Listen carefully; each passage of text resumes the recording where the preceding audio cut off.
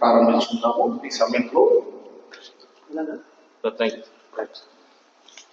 మరొక సంవత్సరాన్ని దేవుడు మనకిచ్చినందుకు మనము దేవునికి ఏం చెల్లించాలి?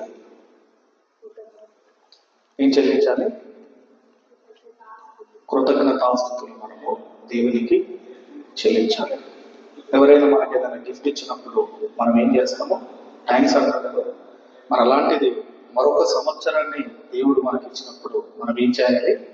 దేవునికి థ్యాంక్స్ చెల్లించాలి. ఎంతమంది మరి న్యూ ఇయర్ రోజు దేవా ఈ రోజు అడుగు పెట్టినందుకు మీకు స్తోత్రం అంటారు? ఎంతమంది అన్నారు? ఎవరైనా? అసలు దేవుడు ఏమైనా గుర్తొచ్చాడు ఆ రోజు?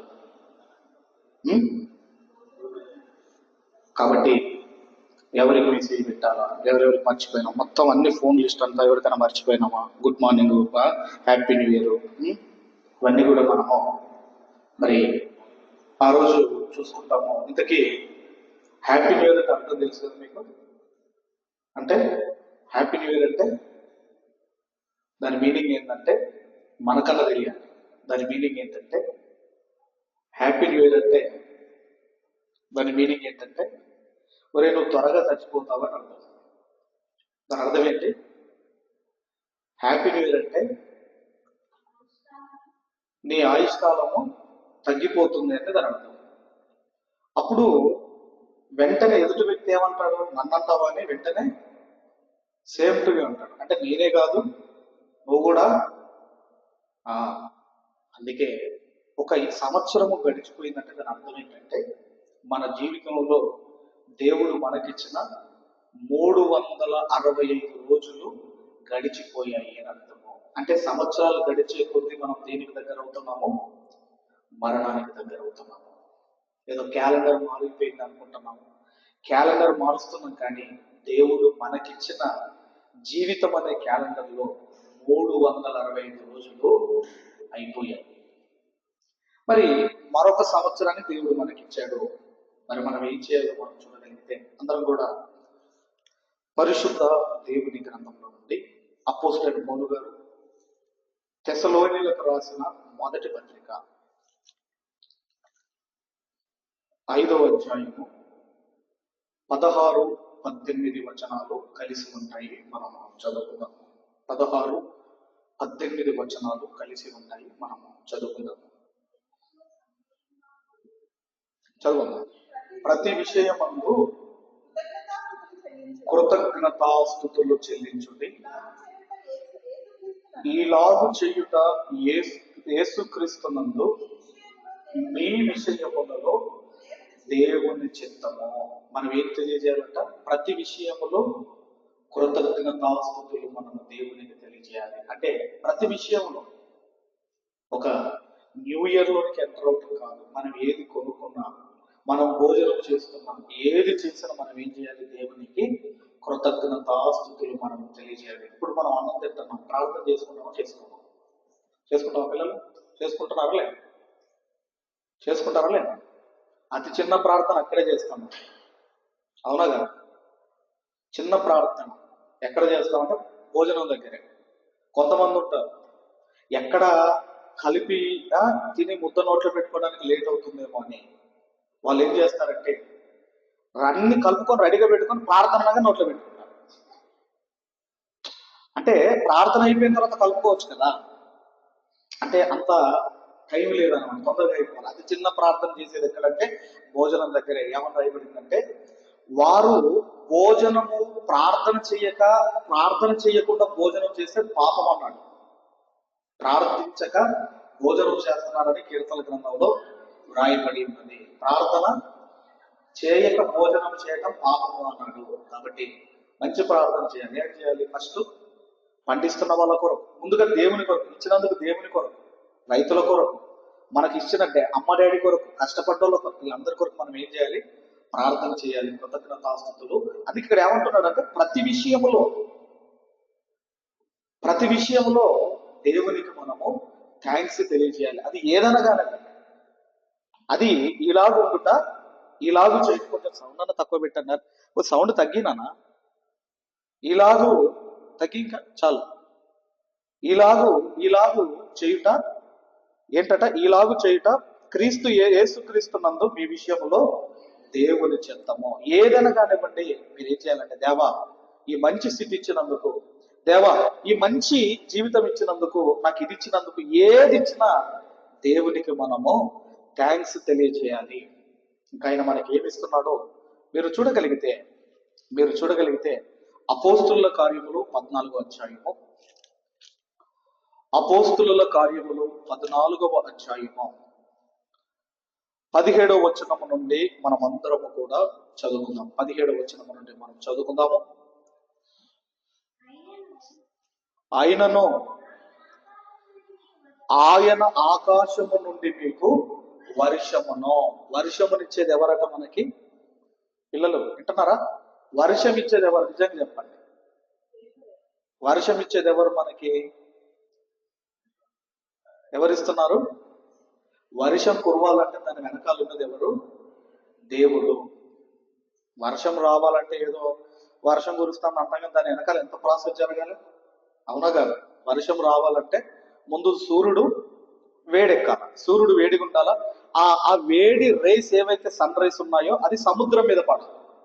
ఇప్పుడు సముద్రం నీరు ఆవిరైపోయి, ఇప్పుడు ఆవిరైన నీళ్లు ఎక్కడికి వెళ్ళాలి? క్లౌడ్స్ లోకి వెళ్ళాలి, మేఘాల్లోనికి వెళ్ళాలి. అప్పుడు ఎక్కడైతే వర్షం కురవాలో అక్కడ వర్షం కురుస్తుంది. ఇప్పుడు మీరు ఆలోచించండి, మనము నీళ్లు వేడి చేసుకోవాలంటే పొయ్యి కింద ఉంటుందా పైన ఉంటుందా? పొయ్యి ఎక్కడ పెడతామమ్మా? స్టవ్ కింద ఉంటుందా పైన పెడతామా? మనము కింద స్టవ్ పెడతాం, పైన గిన్నె పెడతాము. కానీ దేవుడు ఏం చేశాడంటే ముందే హీటర్ను పైన పెట్టాడు. హీటరు సూర్యుడు. ఇప్పుడు హీటర్ మీరు చూడండి, ఎక్స్పెరిమెంట్ చేయండి. మీరు హీటర్ నీళ్లు వేడి చేసిన తర్వాత పైన మాత్రమే వేడి ఉంటాయి, కింద చల్లగానే ఉంటాయి. గమనించండి ఎప్పుడైనా. అదే దేవుడు సూర్యునితో ఏం చేస్తున్నాడు? ఎంతవరకు సముద్రములో నీళ్లు వేడెక్కాలో అంతవరకే వేడెక్కిస్తున్నాడు.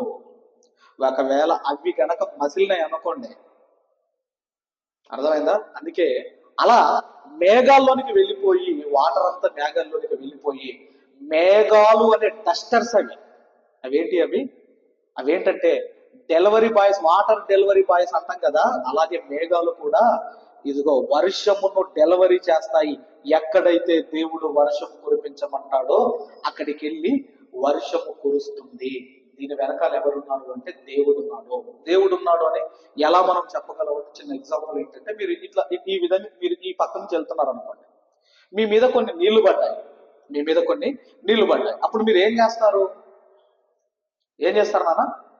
పైకి చూస్తారా? చూడరా? నా మీద నీళ్ళు ఎవరు చల్లారని పైకి చూస్తాం మనం. మరి అలాంటిది ఆకాశములో నుండి మనం తడిసిపోయేంత వర్షం కురుస్తుంటే ఎప్పుడైనా పైకి చూసామా మనము? వర్షం రాగానే ఏం గుర్తొస్తుంది మనకు? వేడిగా ఏం చేసుకొని తినాలో గుర్తొస్తాయి. అవునా కాదు? పకోడీలు కావాలి, మిర్చీలు కావాలి, వేడిది కావాలి. అందుకే దేవుడు నా పిల్లలు వేడిది కోరుకుంటున్నారని ఏం చేశాడంటే పిడుగును పెట్టాడు అనమాట. పిడుగు వేడిది నా పిల్లలు కోరుకుంటున్నారని పిడుగును పెట్టాడు. అందుకే ఏమవుతుందో మీ అందరికీ తెలుసు. అందుకే ఏమంటున్నాడు? ఆయన ఆకాశము నుండి మీకు వర్షం ఎందుకు కురవాలి? ఏమంటాం మనం? పద్యం చెప్తాం కదా, ఎందుకని పాఠం అంటాం కదా. ఎండలు కాసేది ఎందుకురా, మబ్బులు పట్టేది ఎందుకురా, వర్షం కురిసేది ఎందుకురా అంటే, ఎందుకండి?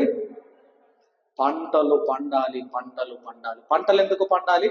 మన కడుపు నిండాలి అంటే పంటలు పండాలి. ఇప్పుడు నేను అడుగుతున్నాను, మీరు కొన్ని చెట్లు పెట్టుకుంటారంట, మీ ఇంటి దగ్గర చెట్లు పెట్టుకుంటారు కదా, మీరు పెట్టుకున్న చెట్లకు మీరు నీళ్లు పోస్తున్నారు. అడుగులలో ఉన్నాయి చెట్లు, మరి వాటికి ఎవరు నీళ్లు చేదిపోస్తున్నారు? ఎవరంటే దేవుడు నీళ్లు చేదిపోస్తున్నారు. మనం ఒక మేకనో కుక్కనో ఏదో పెంచుకుంటే మనం దానికి ఆహారం ఇస్తాం. అడవిలో ఉన్న వాటికి ఆహారం ఎవరు ఇస్తున్నారు? సర్వ జీవుల ఇదిగో కోరికను వారికి ఆహారం ఇచ్చేది ఎవరంటే దేవుడు ఇస్తున్నాడు. కాబట్టి ఆకాశము నుంచి వర్షమును ఎందుకు కురిపిస్తున్నావయ్యా అంటే, మన పంటలు పండాలి, మన కడుపులు నిండాలి అంటే మనకేం రావాలి? ఏం కురవాలి? వర్షం కురవాలి. అందుకే ఆకాశము నుండి మీకు వర్షమును, తర్వాత ఫలవంతములైన ఋతువులను దయచేయుచు ఆహారమును అనుగ్రహించుచు. ఆహారమును అనుగ్రహించుచు. ఎవరు అనుగ్రహిస్తున్నారు ఆహారము? ఈ తెల్లటి అన్నం ఉన్నది కదా, దేవుని తెల్లటి మనస్సుకు నిదర్శనం ఆహారము. చాలా మంది ఒక మాట అంటారు కదా, ఏమంటారంటే తినేవాడి పేరట గింజ మీద రాసి ఉంటుందట. ఎవడి పేరు? ఎవరి పేరు రాసి ఉంటుంది? తినేవాడి పేరు రాసి ఉంటుందా, చేసినోడి పేరు రాసి ఉంటుందా? అజయ్, ఎవరి పేరు ఉండాలి? ఎవరి పేరు ఉండాలి? చేసిన ఆయన. ఇప్పుడు టీవీ ఉన్నది, మేడ్ అది ఎవరి ద్వారా తయారైందో వాళ్ళ పేరు ఉండాలా, కొనుక్కున్నోడి పేరు ఉంటుందా? మేడ్ ఇన్ ఇండియా అని ఉంటుంది. ఇండియాలో తయారైతే మేడ్ ఇన్ ఇండియా, జపాన్ లో తయారైతే మేడ్ ఇన్ జపాన్ అని ఉంటుంది. ఇప్పుడు తినేవాడి పేరు బియ్యపు గింజ మీద ఉంటుందా, లేదంటే అది చేసిన ఆయన పేరు బియ్యపు గింజ మీద ఉంటుందా? ఎవరి పేరు ఉండాలి దాని మీద? ఎవరి పేరు ఉండాలి? దేవుని పేరు ఉండాలి. దేవుని పేరు ఉండాలి. అందుకే ఆహారమును అనుగ్రహించుచు, ఆహారమును అనుగ్రహించుచు. ఈరోజు మార్నింగ్ టిఫిన్ చేశారా? మళ్ళీ మధ్యాహ్నం బెల్లి కొట్టింది. కొంతమంది అంటారు ఎలకలు పరిగెత్తుతున్నాయండి కడుపులో అంటారు. ఎలకల మంది ఎత్తే పీడపోయింది. ఎలకలు పరిగెత్తుతున్నాయట, ఎలకలు పరిగెత్తుతుంటా ఉంటాయి. బెల్లు, మార్నింగ్ బెల్లు, మధ్యాహ్నం బెల్లు. కొంతమంది టీవీ చూసుకుంటే ఎంత తింటారు? టీవీ చూసుకుంటే తింటనే ఉంటారు. వాళ్ళు తింటనే ఉంటారు. చిప్స్ అని తింటా ఉంటారు, సమోసాలు తింటనే ఉంటారు టీవీ చూసుకుంటూ. అదేదో అంటారు ఎమోషనల్ ఈటింగ్ అంటారు దాన్ని. అంటే నువ్వు ఇంత తింటావు అనుకోండి, టీవీ చూసేటప్పుడు ఎంత తింటావు నువ్వు, నీకు తెలియదు అది. చాలా మంది టీవీ చూసేటప్పుడు అన్నం తింటా మానేయండి. మామూలుగా అయితే ఇంత తింటావు అనుకోండి, టీవీ చూసుకుంటూ తినేటప్పుడు ఎంత తింటావు నువ్వు, ఇంత తింటావు నువ్వు. అందుకే ఆహారమును అనుగ్రహించుచు. మార్నింగ్ బెల్లు, మధ్యాహ్నం బెల్లు, తర్వాత రాత్రి బెల్లు. మనోళ్ళు ఎలాంటి వాళ్ళు అంటే రాత్రి తింటారు కదా, అప్పుడే తింటారు. అమ్మ రేపు మార్నింగ్ ఏం చేస్తున్నావు అని ఇప్పుడే అడుగుతారు. అవునా కాదు? ఇప్పుడు తిన్నావు, ఇంకా అడగలేదు, ఇంకా నువ్వు పడుకోలేదు, అమ్మ రేపు ఏంటమ్మా టిఫిన్ అని అడుగుతారు. అందుకే ఆయన అంటున్నాడు, ఏమంటున్నాడంటే ఆహారమును అనుగ్రహించుచు. మరి ఇప్పుడు మార్నింగ్ తిన్నాము, మధ్యాహ్నం తిన్నాము, రాత్రి తిన్నాం కదా అని ఓన్లీ మరి రేపు ఆపేద్దామంటే కుదరదు. మళ్ళీ ఏం జరిగిద్దండి? పొద్దున్నే మళ్ళీ పెళ్లి కొట్టిద్ది. ఇలా దేన్నైనా మనము ఆపుకుంటామేమో కానీ భోజనాన్ని దగ్గర మాత్రము మనం ఆపుకోలేము. కాబట్టి ఆయన అందుకే అన్నాడు, ఏమన్నాడంటే ఇప్పుడు మీరు తినొచ్చారు కదా, మరి మధ్యాహ్నం తినాలన్నా రాత్రి తినాలన్నా దేవుడు పర్మిషన్ ఇవ్వాలి. మన ఒక ఫ్యామిలీ ఆ మధ్య కాలంలో ఒక రెస్టారెంట్కి వెళ్ళి భోజనం ఆర్డర్ చేశారు. భోజనం ఆర్డర్ చేసిన తర్వాత భోజనం వచ్చి ఆయన సర్వ్ చేస్తున్నాడు, ప్లేట్లో పెట్టాడు. తినబోతున్నాడు, ప్రాణం పోయింది. ఎందుకు పోయింది ప్రాణము? ప్రసంగి గ్రంథం దయచేసి అందరం కూడా ప్రసంగి గ్రంథము 2వ అధ్యాయము 25వ వచనం. మళ్ళీ ఇక్కడికి వద్దాం అందరం కూడా. ప్రసంగి గ్రంథము 2వ అధ్యాయము 25వ వచనం. ఆయన పర్మిషన్ లేక, సెలవు లేక భోజనము చేసి సంతోషించుట ఎవరికి సాధ్యమో? సంతోషించుట ఎవరికి సాధ్యము? దేవుడు పర్మిషన్ ఇవ్వకపోతే ఇప్పుడు మధ్యాహ్నం తినలేము, మళ్ళీ మనము రాత్రి తినలేము. మొన్న స్త్రీలకు చెప్పాను, మీకు కూడా చెప్తాను, బాగుంటుంది. స్త్రీలకు చెప్పాను మొన్న. ఏం చెప్పానంటే మొన్న క్రిస్మస్ రోజు మా అమ్మలు చర్చికి వెళ్ళారు. అమ్మ ఏమైనా వండిపోమో అని చెప్తా అంటే వాళ్ళు చర్చికి వెళ్తున్నారు. పొద్దున్నే వాళ్ళు ఇంత ఉప్మా చేస్తున్నారు. వాళ్ళ చర్చిలో భోజనాలు ఉన్నాయి. పోనీ ఏమైనా ఇంటికి వచ్చినాక వండుతారంటే వాళ్ళ చర్చిలో భోజనాలు ఉన్నాయి. ఇప్పుడు మనకు అప్పటికే 3 అయిపోయింది ఇక్కడ. ఇప్పుడు నేనేమనుకుంటానంటే మా అమ్మగారు ఎప్పుడు వెళ్ళాలి, ఎప్పుడు వండాలి, నేను ఎప్పుడు తినాలా అనుకుంటా వెళ్తా ఉన్నాము. సరే ఆకలి అవుతా ఉంది. ఎందుకంటే ఏదైనా వాక్యం ఉన్నప్పుడు నేను భోజనం చేయాలి, అది నా కమిట్మెంట్. వాక్యం ఏదైనా చెప్పేది ఉన్నది అనుకోండి, నేను భోజనం చేయాలి, అది నా కమిట్మెంట్. ఇప్పుడు ఆకలి అవుతా ఉంది, ఇంటికి వెళ్ళాము. సరే ఉప్మా తిందామని అన్ని చేతులు కడుతున్నాను, ఉప్మా తిందామని ఆ ఉప్మా దగ్గరికి వెళ్తే అక్కడ ఏదో మూత పెట్టి ఒక గిన్నె ఉన్నది. మా చెల్లె మా బావగారికి ఇట్లా ఉన్నారు. ఇప్పుడు ఆ గిన్నె ఉన్నది, నేను తీసి చూసరికి అందులో బిర్యానీ ఉన్నది. ఇప్పుడు నేను అడిగాను, మరి ఇప్పుడు మా చెల్లె వాళ్ళు కూడా మమ్మల్ని మీరు తింటారా, మరి బిర్యానీ ఎవరు తెచ్చారంటే లేదనే మన ఎదురు చర్చికి వెళ్ళే పలానా ఆంటోలు తెచ్చిచ్చారు, మరి మీరు తిన్నారంట. లేదు నేను చర్చి కాడికి వెళ్తాను, మీరు తినండి అన్నా. 4 తినంగా మళ్ళీ ఇంత మిగిలింది మాకు. అంటే దేవుడు మనకి ఏం అనుగ్రహిస్తున్నాడు? భోజనం అనుగ్రహిస్తాడు. దేవుడు ఆహారమును అనుగ్రహించుట. అందుకే ఇక్కడ అంటున్నాడు, ఆయన సెలవు లేక భోజనము చేసి సంతోషించుట ఎవరికి సాధ్యము. నేనేదో ఆహారం నార్మల్ భోజనం ఏదైనా ఇంత దొరికితే బాగుందని నేను అనుకున్నాను కదా. దేవుడు ఏం సిద్ధపరిచాడు మనకు? దేవుడు ఏం సిద్ధపరిచాడు? ఒకనాడు ఏలియా గారు కూడా ఆ దేశంలో కరువు వస్తుందని ప్రకటించాడు. ఆయన ప్రవచించాడు. ఏమని? ఈ దేశంలో వర్షం కురవదు, మంచు కురవదు అన్నాడు. మరి నువ్వు ఏం తిని బతుకుతావు? నువ్వు ఏం తిని బతుకుతావు మరి అన్నప్పుడు దేవుడు అడిగాడు, ఏలియా నువ్వు ఏం తింటావు? వెజిటేరియనా నాన్ వెజిటేరియన్ అంటే ఆయన అన్నాడు, నాన్ వెజ్ అయ్యా అన్నాడు. ఏమన్నాడు? నాన్ వెజ్ అన్నాడు. ఇప్పుడు ఏం తీసుకొస్తున్నాయి? కాకులు ఏలియాను 3.5 సంవత్సరాలు పోషించాయి. కాకులు తీసుకొచ్చాయి ఆహారాన్ని. ఇప్పుడు కాకులు ఎలా తీసుకురావాలి? ఎట్లా పట్టుకొని తీసుకురావాలి కాకులు భోజనము? ఎలా పట్టుకోవాలమ్మా? నోరుతోనే పట్టుకోవాలి. అవునా కదా? అవునా కదా? ఇప్పుడు ఒక మంచి ఫ్రై పీస్ నోట్లో పెట్టుకొని కాకి తినలేదా? తిన్నదా? తినలేదా? మరి తింటే ఏలియా గారి పరిస్థితి ఏంటి? అందుకే కాకులు ఏమన్నాయంటే, ఏలియా నువ్వు కావు అన్నాయి. ఏమన్నాయి? నువ్వు కావు ఇవి మాకు కావు నువ్వు కావు అన్నాయి. ఏలియా గారి కడుపు నిండిపోయింది. ఇప్పుడు నేను ఇంటికి వెళ్ళిన తర్వాత ఒక ప్రాక్టికల్ చేయండి. ఇంత మాంసం ముక్క తీసుకొని, ఏదైనా చికెన్ ఫ్రై తీసుకొని నోట్లో 2 పండ్లతో పట్టుకొని ఎంతసేపు ఉంటారో ఒకసారి ట్రై చేయండి. ఎంతసేపు ఉంటారో ట్రై చేయండి. కాబట్టి మనం ఆలోచన చేయగలిగితే, ఆయన పర్మిషన్ లేకపోతే భోజనము చెయ్యలేవు, వండుకున్నది తినలేవు. అంటే ఆయన మనకి ఏమిస్తున్నాడు? అమ్మ ఈరోజు నేను అన్నం తిన్నానంటే దేవుడు నాకు పర్మిషన్ ఇచ్చాడు. ఆ దేవునికి థ్యాంక్ యూ, దేవానికి కృతజ్ఞతాస్తుతులని దేవునికి మనం కృతజ్ఞతాస్తుతులు తెలియజేయాలి. అందుకే ఆహారం అనుగ్రహించుచు తర్వాత అపోస్తుల కార్యములు 14వ అధ్యాయము 17వ వచనం. ఆహారమును అనుగ్రహించుచు ఉల్లాసముతో మీ హృదయములను నింపుచు మేలు చేయుట చేత తన్ను గూర్చి సాక్ష్యము లేకుండా చెయ్యలేదని బిగ్గరగా చెప్పిరి. అంటే చాలా మంది అంటారు, దేవుడు నాకు ఏం మేలు చేశాడు అంటారు. చాలా మంది అంటారా? నాకేమైనా ఉద్యోగం ఇచ్చాడా? ఏమైనా సంబంధం ఇచ్చాడా? నాకేమన్నా నేను అనుకున్నది నాకు ఏం మేలు చేశాడంటే, మన జీవితంలో దేవుడు చేసిన మేలు ఏంటంటే, మీరు బ్రతికి ఉండటమే దేవుడు చేసిన మేలు. అలారం పెట్టుకుని నిద్రపోతాం కదా, అలారం మోగిన తర్వాత లేవాలి అన్న రూల్ ఏమైనా ఉందా? మరి ఎలా లేస్తున్నారు అంటే, దేవుడు మేలు చేశాడు. అందుకే మనం ఆలోచన చేయగలుగుతాం. ఉల్లాసముతో మీ హృదయములను నింపుచు మేలు చేయుట చేత తన్ను గూర్చి సాక్ష్యము లేకుండా చెయ్యలేదని బిగ్గరగా చెప్పిరి. కాబట్టి ఇన్ని దేవుడు మనకిస్తున్నప్పుడు ఆయన పట్ల మనం ఎలా ఉండాలి అంటే, కృతజ్ఞత కలిగిన వారిగా ఉండాలి. కీర్తనల గ్రంథం 65వ అధ్యాయము 9వ వచనం. త్వరగా 65వ అధ్యాయము 9వ వచనము నుండి, నీవు భూమిని దర్శించి దాన్ని తడుపుచున్నావు.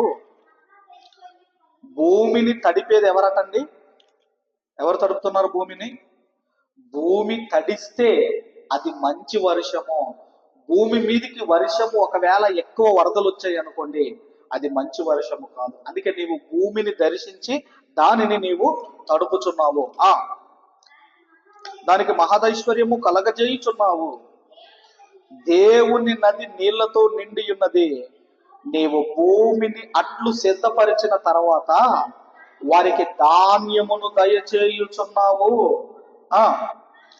దాని దుక్కులను విస్తారమైన నీళ్లతో తడిపి దాని గనిమలను చదును చేయుచున్నావు. ఏముందంటే గని ఏమంటున్నాడు అంటే, భూమిని దర్శిస్తున్నాడు, భూమిని తడుపుతున్నాడు, ధాన్యమును పుట్టిస్తున్నాడు, ధాన్యమును పండిస్తున్నాడు, ధాన్యమును దయచేయచ్చు, దాని దుక్కులను విస్తారమైన నీళ్లతో తడిపి దాని గనిమలను చదును చేయుచున్నావు. ఇప్పుడు బొగ్గు రావాలనుకోండి, ఎక్కడి నుండి వస్తుంది? ఎక్కడి నుంచి రావాలి? ఏమంటారు నాన్న? కోల్ మైన్ అంటారు. మైన్స్ అంటారు కదా, కోల్ మైన్స్ అంటారు. గోల్డ్ రావాలంటే గోల్డ్ మైన్ నుంచి రావాలి. సిల్వర్ రావాలంటే సిల్వర్ మైన్ నుంచి రావాలి. ఇక్కడ కూడా ఏమంటున్నాడు అంటే ఆహారము కూడా ఎక్కడి నుంచి వస్తుందంటే దాని గనిమలను అంటున్నాడు. ప్రతి చెట్టు కింద ఒక గని ఉంది, గని ఉంది. ప్రతి సంవత్సరం ఫలాలు ఎక్కడి నుంచి వస్తున్నాయి? మామిడి ఫలాలు ఎక్కడి నుంచి వస్తున్నాయి? సీతాఫలాలు ఎక్కడి నుంచి వస్తున్నాయి? ఇదిగో బనానాస్, ఇవన్నీ కూడా ఎక్కడి నుంచి వస్తున్నాయి అంటే ప్రతి చెట్టు కింద ఒక మైన్ ఉంది. ఆ చెట్టుకు రావలసిన ఫలములకు రావలసిన మైన్ ఎక్కడుందంటే చెట్టు కింద ఉంది. అందుకే దాని గనిమలను నీవు చదును చేయుచున్నావు. వాన జల్లుల చేత దానిని పదును చేయుచున్నావు. అది మొలకెత్తగా నీవు దానిని ఆశీర్వదించుచున్నావు. ఎందుకు ఆశీర్వదిస్తున్నాడు? మొలకెత్తగా ఎందుకు ఆశీర్వదిస్తున్నాడు అంటే ఎందుకంటే ఇదిగోనండి, నా పిల్లలు నిన్ను భుజించబోతున్నారు. నా పిల్లలకు నువ్వు కావాలి అని ఆయన ఏం చేస్తున్నాడంటే ఆహారమును ఆయన ఆశీర్వదిస్తున్నాడు. మొలకెత్తినప్పుడు నీవు దానిని ఆశీర్వదించుచున్నావు. ఎందుకంటే నా పిల్లలకు కావాలి. అందుకే మీరు గమనించండి, ప్రకృతిలో గమనించండి ఎలా ఉంటుందంటే సింహానికి అయితే ఒకటే పుడతాయి, ఒకటో రెండో పుడతాయి. కానీ మేకలు చూడండి ఎన్ని పుడతాయో, గొర్రెలు చూడండి ఎన్ని పుడతాయో. ఒక చెట్టుకు మీరు చూడగలిగితే ఫలాలు చూడండి ఎన్ని వస్తాయో, కూరగాయలు చూడండి ఎన్ని వస్తాయో. ఎందుకంటే నా పిల్లలకి ఏం కావాలి? ఆహారం కావాలి. కోళ్ళు కానివ్వండి, మేకలు కానివ్వండి, అవి రెడీ అయిపోవాలి, అవి తొందరగా రెడీ అయిపోవాలి. ఎందుకంటే నా పిల్లలకు కావాలి అని కిందికి వచ్చేసరికి ఆయన అంటున్నాడు తర్వాత, సంవత్సరమును నీ దయా కిరీటమును ధరింపజేసి ఉన్నావు, నీ జాడల సారము వెదజల్లుచున్నది. అందుకే ఇదిగో మిమ్మల్ని పోషించడానికి ఆయన ఏం చేస్తున్నాడు అంటే సంవత్సరమును దయా కిరీటమును మనకు ధరింపచేస్తున్నాడు. అందుకు మనము దేవునికి ఏం తెలియజేయాలి? కృతజ్ఞతాస్తుతులు మనము దేవునికి తెలియజేయాలి. ఏ విషయంలో తెలియజేయాలమ్మా నాన్న? ఏ విషయంలో తెలియజేయాలి? ప్రతి విషయంలో మనం ఏం చేయాలి? దేవునికి కృతజ్ఞతాస్తుతులు మనం తెలియజేయాలి. ఏదన్నా మన వస్తువే కింద పడిపోయి మళ్ళీ మనది మనకు ఎవరైనా ఇచ్చారనుకో, మనం ఏమంటాం నాన్న? థ్యాంక్స్ అంటామా? మన పెన్నే పడిపోయి మనది మనకే ఇచ్చారనుకోండి, ఏమంటాం మనం? థ్యాంక్స్ అంటాం. 2 కరివేపాకు రెమ్మలు ఇచ్చారనుకోండి, ఏమంటాము? థ్యాంక్స్ అంటాం. మరి అలాంటిది దేవుడు ఇన్ని మేలు చేస్తుంటే ఏం చెప్పాలి దేవునికి మనము? అందుకే ఒక జాతి ఏం చేసిందో చూసుకొని ముగించుకుందాము. రోమిలకు రాసిన పత్రిక, అపోస్తులైన పౌలు గారు రోమిలకు రాసిన పత్రిక మొదటి అధ్యాయము. రోమిలకు రాసిన పత్రిక మొదటి అధ్యాయము